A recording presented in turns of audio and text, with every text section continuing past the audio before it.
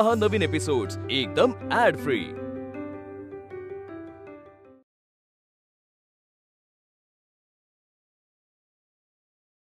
गाडी पुढे सरकली, आनंदाने नाचायला लागली, ती गाडी बंद पडली। 25 वर्षाचा आनंद आहे तो, संसळून बाहेर येणारच की। हो खरंय। आणखीन एक गोष्ट मला आज कळली, दुसऱ्याला आनंद दिल्यानंतर आपल्याला स्वतःला त्याच्यापेक्षाही जास्त आनंद मिळतो। बरं चला आपण तुमची सगळ्यांची प्रगती जाणून घेऊया। कोण कोण काय काय आपापली स्वप्न जोपासतंय, त्यासाठी काय काय करते सांगा बघू। दादा, ते आपण त्या दिवशी बोललो फॅशन डिझायनिंगच्या कोर्स बद्दल, त्यासाठी मी ऑनलाईन ऍडमिशन घेतली आणि मला अहुजा मॅडम कडे इंटर्नशिप पण मिळाली आहे। म्हणजे नेमकं काय करतेस? म्हणजे मी कोर्स करता करता कपडे डिझाईन करायचं काम पण करणार आहे। वाह, उत्तम। दादा मामा, हे पहा।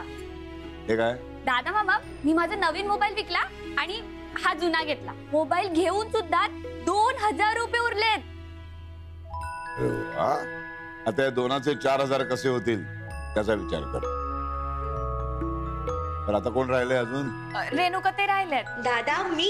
अरे वाह, सादर आहे ही सुपर डिलिशियस डिश। काय पदार्थ आहे हा?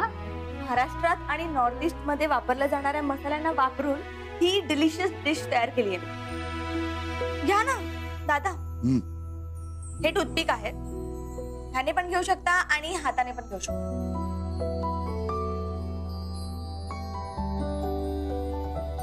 ह्यात डिप करून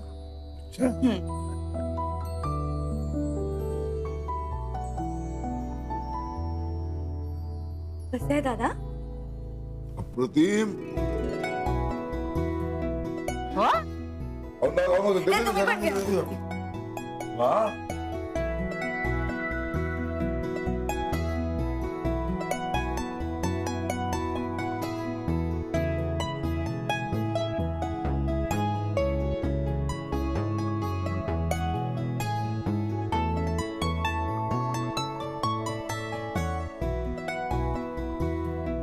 रेणुका ताई, खरंच मस्त झाले।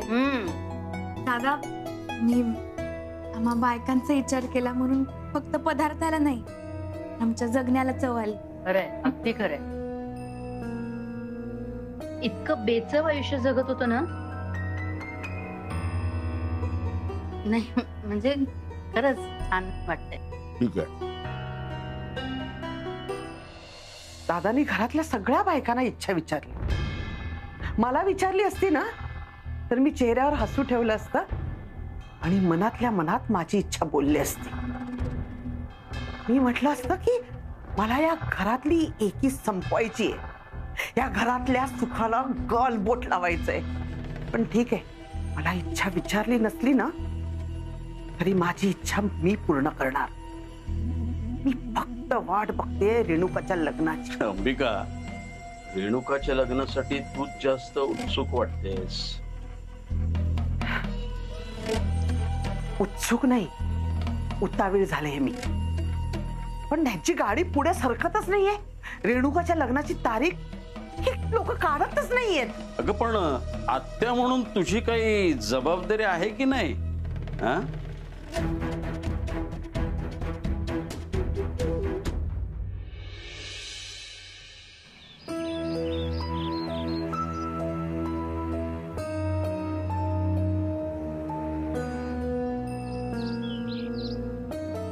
भाऊ, बटाटे कसे दिले हो?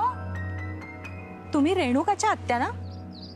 अगो बाई, बेची आहे तुम्ही? तुम्ही इथे कसं काय? अहो, आम्ही इथेच राहतो, तुम्ही इतक्या लांब आलात। अहो, विठ्ठल मंदिरात आले होते हो जरा, म्हटलं येता येता भाजी घ्यावी म्हणून आले। या ना मग आमच्या घरी, इथून 5 मिनिटावरती घर आहे आमचं। हो का? नाही नको, राहू दे। म्हणजे आले असते मी, पण कसं आहे लग्नाआधी जावयाच्या घरी जाणं बरं दिसत नाही ना।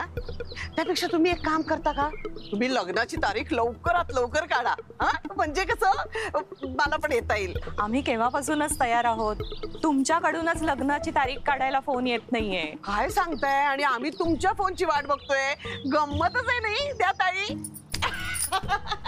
एक सांगू का, आपल्या दोघींची ना गट्टी अगदी मस्त जमेल. हो हो. पण आता तुम्ही काय करा, घरी जा आणि पहिलं वेदच्या वडिलांना सांगा दादाला फोन करायला लग्नाची तारीख काढण्यासाठी. हो, आता घरी गेले ना पहिलं काम हेच करते. नक्की करा. आलेच हा? हो हो, या ना.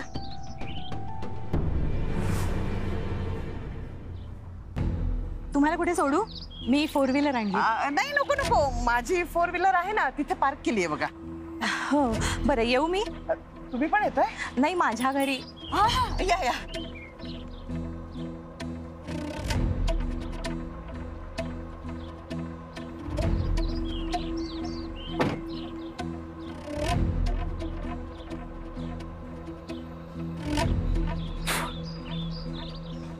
रिक्षा.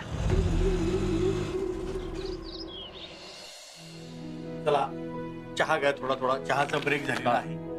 तुम्ही गेलात? हो मग म्हणजे काय, अरे मस्त अशी विलायची टाकली आहे आणि ते हे पण टाकले, ते पांढरं पांढरं काय असतं ते पांढरं मीठ सारंग. अरे चहात कधी कुणी मीठ टाकलंय का? ते पांढरं नाही का रे, असं टणक टणक असतं ते, असं सुंठ. बरोबर दादा, बरोबर, अगदी सुंठ टाकली चहात. आला वास आला. एक सेकंद. हा, हॅलो, बोला देशमुख साहेब. नाही, डायरेक्ट विषयावरच येतो.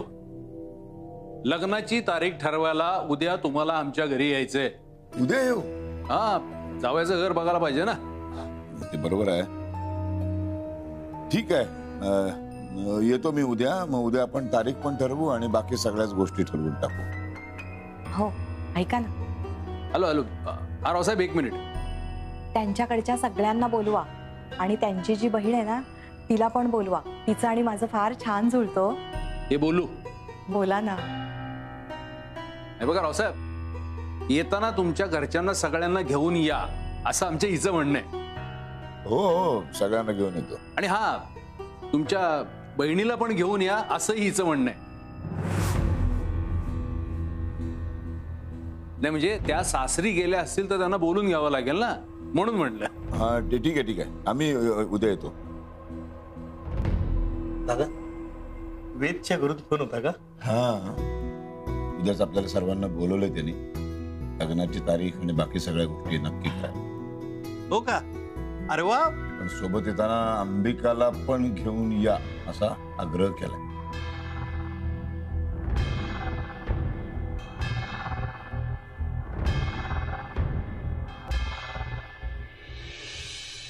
नमस्कार. या रावसाहेब, या. नमस्कार. या, बसा.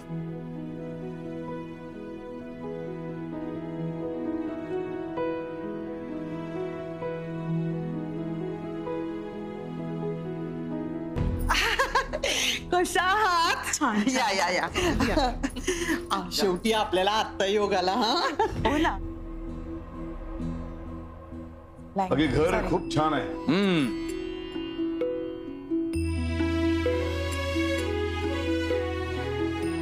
धन्यवाद.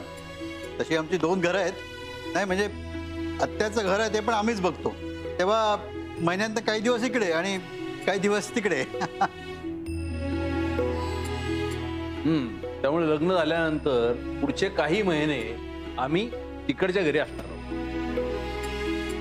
म्हणजे आमच्या मुलीला एकावर एक फ्री संसार मिळाला तर.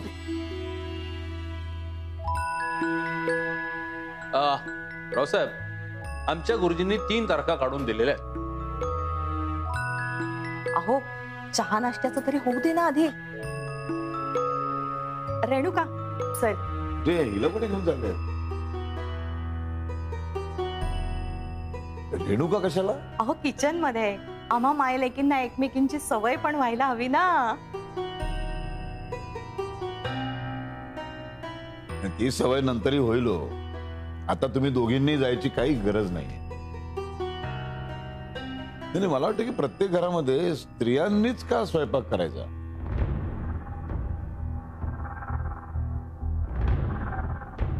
रावसाहेब, काय म्हणताय काय? काय नाही, म्हणजे मला असं म्हणायचंय की त्यांनाही वाटत असेल ना की आपण इथे शांतपणे बसावं, सगळ्यांच्या बरोबर गप्पा माराव्यात आणि आयतं कोणीतरी आमच्या हातामध्ये चहा, कॉफी, पोहे वगैरे आणून द्यावे. तुम्हाला काय म्हणायचं नक्की मला काही समजत नाही. अहो काय नाही, मला एवढंच म्हणायचंय की तुमचा वेद आहे ना हा फार पुढारलेल्या विचारांचा आहे. त्याचे विचार खूप छान आहेत. कित्येक वेळा तो आमच्याशी गप्पा मारताना हे बोललेला आहे. म्हणजे स्त्री पुरुष समानतेचा पुरस्कर्ता आहे तो. त्याच्यामुळं मला असं वाटतं की त्यांनी बनवावे होय. त्यांनी तसं वचन दिलंय रेणुकाला की प्रत्येक काम आपण दोघांनी वाटून घेऊ. मग मी तेच बघतोय की खरंच तो त्या वचनाला पूरक वागतोय की नाही. काय बोलताय तुम्ही कळत नाहीये. अहो गैरसमज करून घेऊ नका. म्हणजे तुम्ही जशी हिची परीक्षा घेतली तसं आम्ही बघू इच्छितो की वेदनी जे काही हिला वचन दिलंय की सगळी कामं आपण वाटून घेऊ ते खरंच त्या वचनाशी तो कटिबद्ध आहे की नाही. अच्छा, म्हणजे तुम्ही वर परीक्षा घेताय का? हरकत आहे, तुला नाही ना प्रॉब्लेम?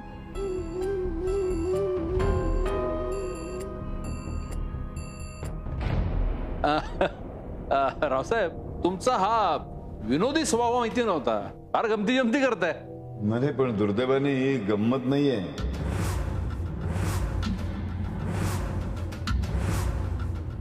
मी मनापासून बोलतोय.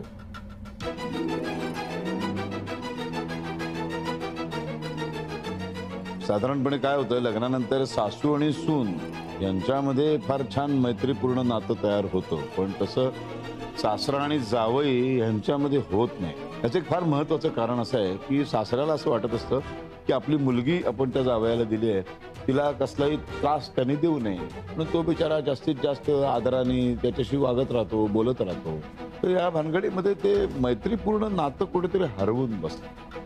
पण तुमच्या वेदच्या बाबतीमध्ये असं घडलं नाही, कारण वेद आधीपासून आमच्या घरी येत होता. त्यामुळे आमच्यामध्ये एक छान अशी मैत्री झालेली. आणि त्या मैत्रीच्या अधिकाराने मी त्याला सांगितलं की तू पोहे बनव.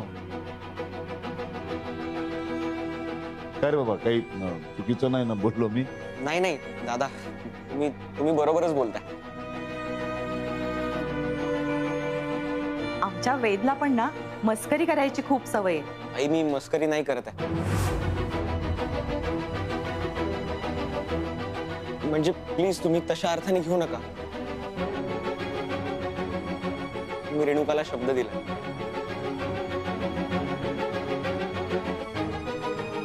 आणि मी जो शब्द दिलाय तो मी पूर्ण करणार. त्यामुळे आज मी स्वतः चहा आणि पोहे बनवणार.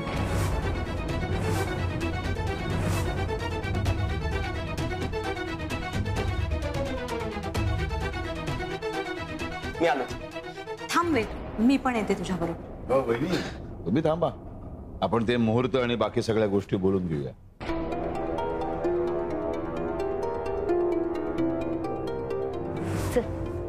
अहो, तुम्ही कुठे निघालात? जे काय करायचं ते तिला करू दे की एकटीला. तुम्ही बसा इथे, आपण गप्पा मारूया. हे काय घडतंय? जे काही घडतंय ना ते अतिशय छान घडतंय. माझ्या आनंदाच्या उकळ्या मी दाखवू पण शकत नाही. आई, डोंट वरी. हे बघ, किचन मध्ये कुठे काय ठेवले ते मला व्यवस्थित माहिती आहे आता. अरे बाबा, पण तुला पोहे बनवता येतात ना? तेच तर. अहो, त्याला जमणारच नाहीये. बाबा, तसंही आम्ही दोघांनी घरातली सगळी कामं वाटून घ्यायचं ठरवलंच आहे. तर मी आता जाते वेद बरोबर. आणि आई, तुम्ही काळजी नका करू. मी अशीच कायम वेदची साथ देईन.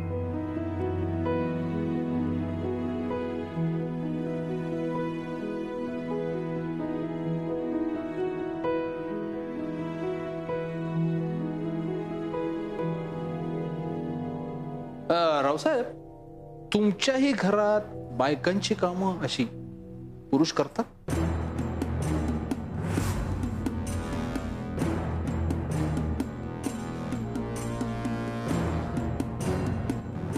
हा, म्हणजे काही दिवसांपूर्वी प्रश्न विचारला असतात तर नाही उत्तर असतं. पण आता आम्ही सुरू केलंय. विश्वासराव, आपण व्यवसायामध्ये कितीही हुशार असलो याचा अर्थ असा होत नाही की आपण वैचारिक दृष्ट्या सुद्धा समृद्ध झालेले आहोत. काय इतकी वर्ष जे आपण स्त्रियांना एका चौकटीमध्ये बांधून ठेवलंय त्याचं कुठेतरी पापक्षालन करतोय असं म्हटलं तरी चालेल.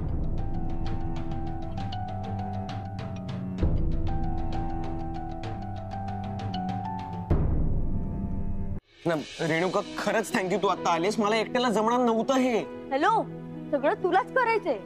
मी फक्त तुझी मदत करते हे दाखवायला तुझ्यासोबत आले. आणि पोह्यासाठी आवश्यक त्या गोष्टी म्हणजे ते शोधण्यापासून ते करण्यापर्यंत सगळं तुलाच बघायचं. मी फक्त पोह्यांसोबत काय घडणार आहे ना ते बघणार. All the best. छान. हा म्हणजे तुम्ही बाप लेकींनी ठरवलंय की माझी वरपरीक्षाच पाहिजे आज, हो ना? एक मिनिट, पण हा एक युनिक रेकॉर्ड असेल ना माझ्या नावावर, कारण अशी भारतात वरपरीक्षा देणारा मी एकटाच असणार आहे. रे कमाल आहे. ये तुझा वेगळाच आनंद आहे रे. एनिवेज, कृपया आपण तोंड चालवणं बंद करून हात चालवावा. हो, पोहे बनवायला पोहे लागतील. हा, येस, पोहे सापडलेत. या. बाय द वे, काही मदत लागणार असेल तर सांग. ऍक्च्युली मला मग तुझी नाही, करणारच नाहीये, आपलं सहजच. नाही म्हणजे अधे मध्ये सांगेन रे, पण मेहनत तर तुलाच करायची आहे ना. दिसतंय. हा काय रे काय? नाही, मला चांगलंच दिसतंय की तू ना तुझ्या अशा नसानसांमध्ये रावसाहेब नगरकर दडलेत.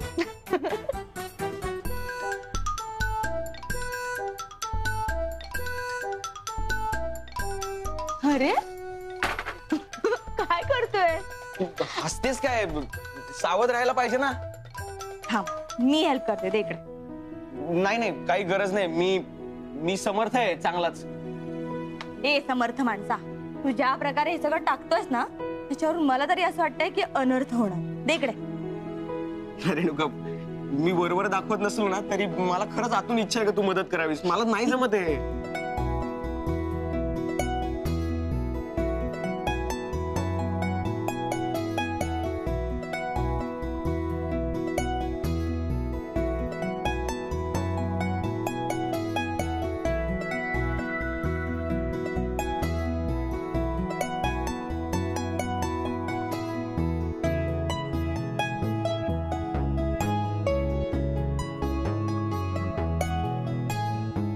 नाही रावसाहेब, तुम्ही तुमच्या घरातले नियम बदलले असतील, पण आमच्या घरात जे नियम आहेत ते तसेच राहणार आहेत. आणि रेणुका लग्न झाल्यानंतर इथंच येणार आहे. मग कसं करायचं? अगदी बरोबर बोलताय तुम्ही. तुमच्या घरातले नियम बदला असं मी अजिबात सांगणार नाही. आपण बदलण्याचा पुनर्विचार करायला काय हरकत. तुम्हाला सांगतो विश्वासराव, मी पण तुमच्यासारखाच होतो. तुमच्यापेक्षा जास्त कर्मठ, जुनाट विचारांचा. म्हणजे स्त्रियांनी हे करता कामा नये, ते करता कामा नये अशा विचारांचा होतो. पण या मुक्तानी मला बदललं.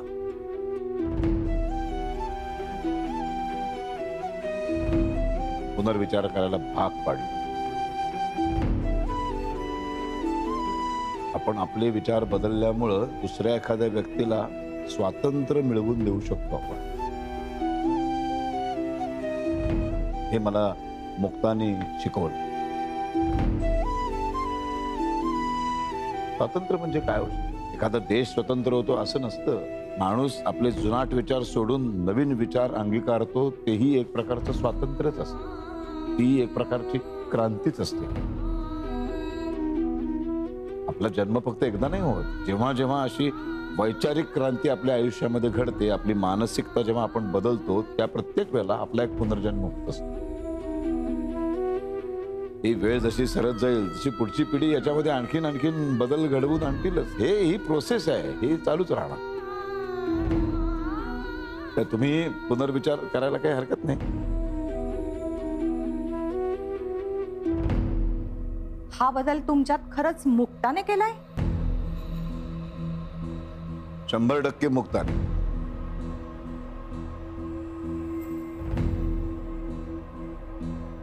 पण मी काय म्हणते, घरी सगळ्या सुखसोयी असताना, पैसा अडका असताना मुक्ताला असं का करावंसं वाटलं असेल? म्हणजे बायकांनी घर सांभाळलं आणि पुरुषांनी बाहेरची कामं सांभाळली की घरात समतोल राखला जातो. आणि म्हणूनच मला असं वाटतं, सॉरी हा, माफ करा, पण मला या सगळ्याविषयी खूप कुतूहल वाटतंय आणि म्हणून मी सगळं बोलतीये. आणि मुक्ताने या प्रश्नाचं उत्तर दिलं तर एक बाई म्हणून तिचा दृष्टिकोन मला समजेल. हा बरोबर आहे.